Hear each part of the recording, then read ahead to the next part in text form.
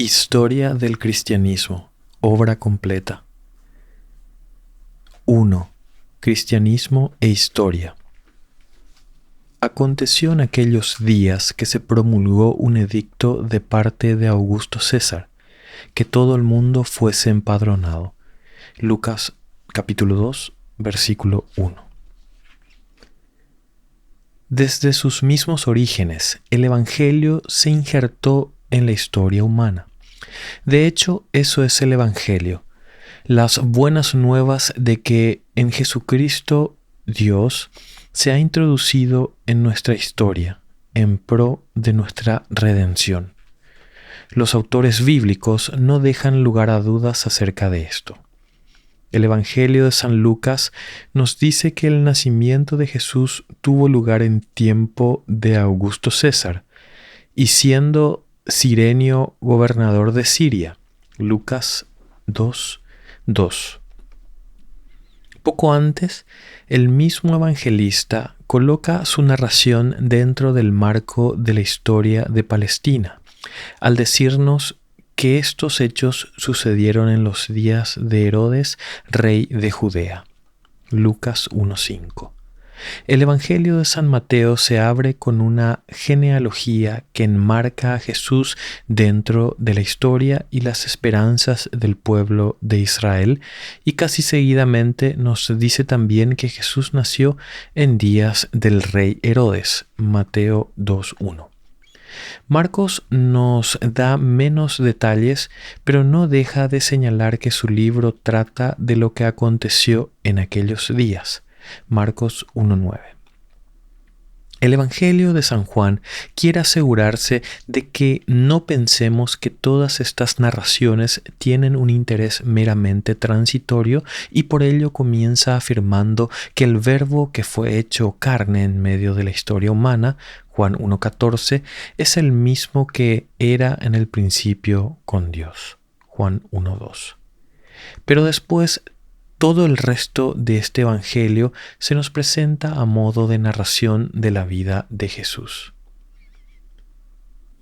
Por último, un interés semejante puede verse en la primera epístola de Juan, cuyas primeras líneas declaran que lo que era desde el principio es también lo que hemos oído, lo que hemos visto con nuestros ojos, lo que hemos contemplado y palparon nuestras manos.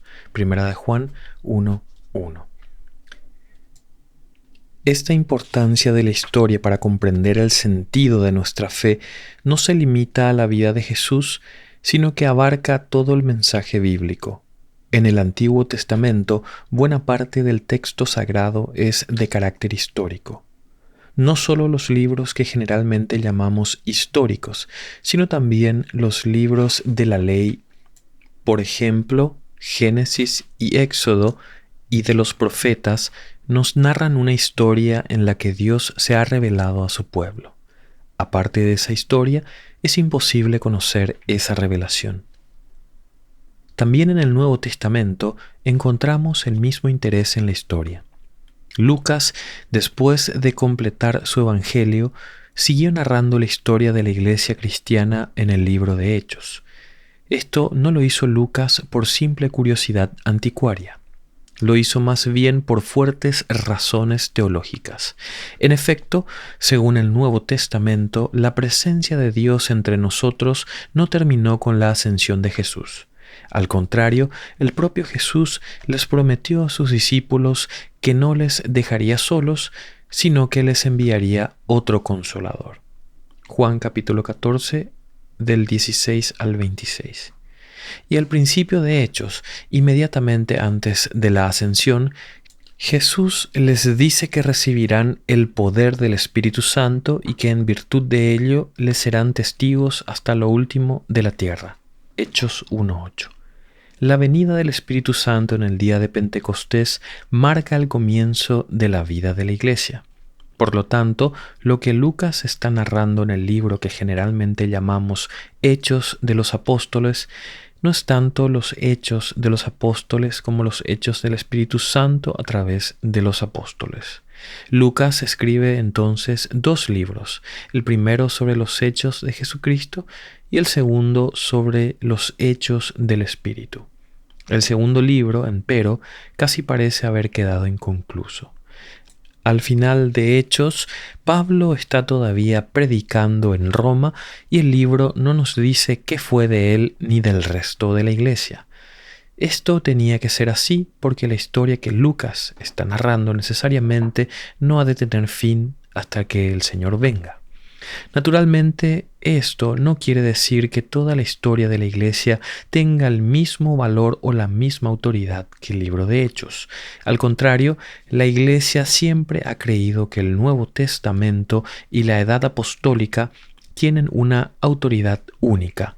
Pero lo que antecede sí quiere decir que, desde el punto de vista de la fe, la historia de la Iglesia o del cristianismo es mucho más que la historia de una institución o de un movimiento cualquiera. La historia del cristianismo es la historia de los hechos del Espíritu entre los hombres y las mujeres que nos han precedido en la fe. A veces en el curso de esta historia habrá momentos en los que nos será difícil ver la acción del Espíritu Santo. Habrá quienes utilizarán la fe de la Iglesia para enriquecerse o para engrandecer su poderío personal. Otros habrá que se olvidarán del mandamiento de amor y perseguirán a sus enemigos con una hazaña indigna del nombre de Cristo. En algunos periodos nos parecerá que toda la Iglesia ha abandonado por completo la fe bíblica y tendremos que preguntarnos hasta qué punto tal Iglesia puede verdaderamente llamarse cristiana. En tales momentos quizá nos convenga recordar 2 puntos importantes. El primero de estos puntos es que la historia que estamos narrando es la historia de los hechos del Espíritu Santo.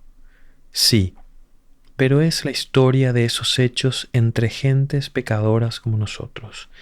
Esto puede verse ya en el Nuevo Testamento, donde Pedro, Pablo y los demás apóstoles se nos presentan a la vez como personas de fe y como miserables pecadores.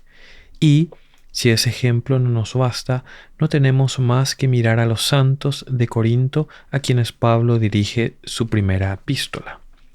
El segundo punto que debemos recordar es que ha sido precisamente a través de esos pecadores y de esa iglesia al parecer totalmente descarriada que el Evangelio ha llegado hasta nosotros.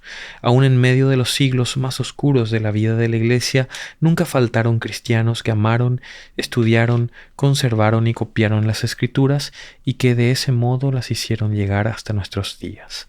Además, según iremos viendo en el curso de esta historia, nuestro propio modo de interpretar las Escrituras no deja de manifestar el impacto de esas generaciones anteriores. Una y otra vez a través de los siglos, el Espíritu Santo ha estado llamando al pueblo de Dios a nuevas aventuras de obediencia. Nosotros también somos parte de esa historia, de esos hechos del Espíritu.